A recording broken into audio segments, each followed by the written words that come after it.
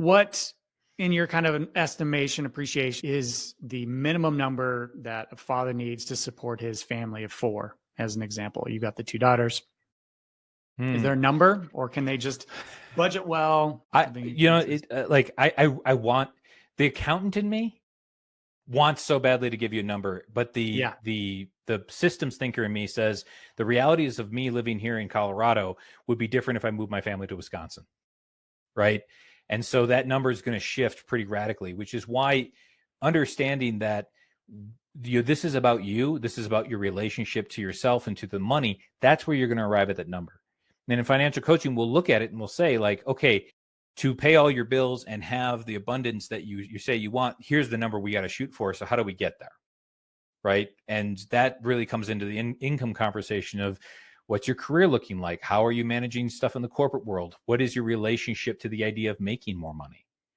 And so I really wish I could say a number. I could throw out numbers, but none of them are going to be valid for any individual listener because the context is going to be different. Sure. Yeah. I mean, you always read those stories. The people that make $500,000 a year live in New York City, but they're broke, living paycheck to paycheck. Right. So yeah, it makes perfect sense. There's a trap, right? I have huge issues with a lot of the financial commentators where like, here's your 5 easy tricks. Well, they're not, first off, they're not easy. Secondly, there's more than 5. Thirdly, they're blunt instruments. You get some people say, well, to retire, you need to have at least $5.5 million in an investment account. And I have a friend who retired at age 40 with $700,000. And he's been living a life that I'm envious of for the last 5 years. So it really comes down to that personal context and what you're willing to give up, what you're willing to take on, what you're willing to change. Yeah, absolutely. So you focus, sounds like, primarily on kind of the basics, right? So obviously doing the budget, that's the huge one. When you're coaching men, fathers, where to put their extra money at the end of the month, what's kind of your go-to plan? Is it real estate? Is it just straight up investing, 401k? What's your kind of approach as you're coaching people? So when they have extra money, the first question I'm going to ask is, what do we need this money to do for us? Right. It's the question, if I have handed you $5 million, no strings attached, what's the first thought that goes through your head? Is it, and really they kind of fall into 2 buckets, what I'm going to do with the money or what I want the money to do for me.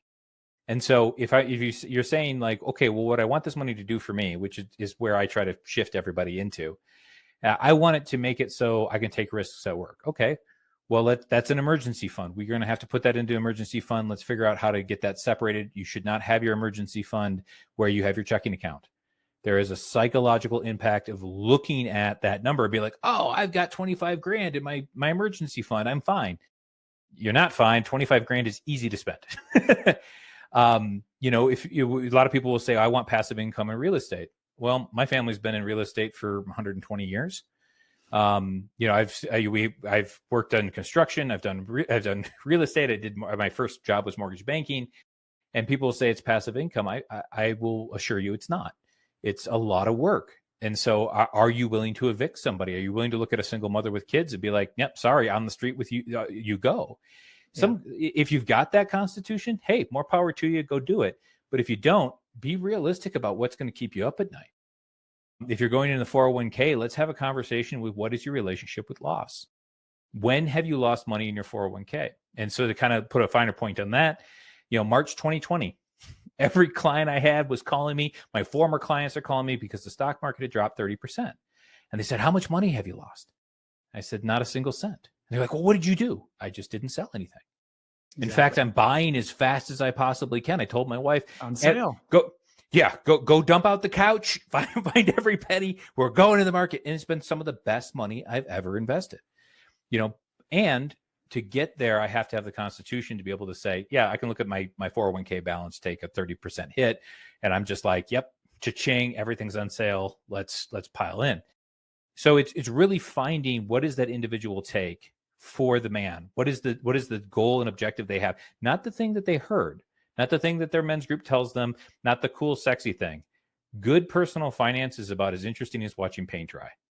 If you are like, man, that's so fun, it's limbic hijack. You are being dragged by what's cool and sexy, and people will profit off of you because of that.